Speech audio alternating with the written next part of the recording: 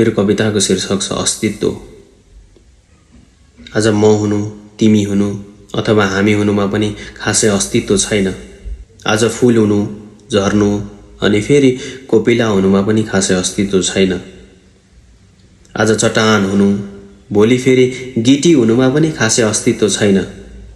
आज प्रकाश हुनु, भोलि अँध्यारो हुनु, आज जुन हुनु, भोलि फेरि घाम हुनुमा पनि खासै अस्तित्व छ र? समयको रफ्तारमा कहिले रावण हुनु, कहिले राम हुनुमा पनि खासै अस्तित्व छैन। तिमी जन्मनु मात्र रहेछ संसारलाई जित्नु।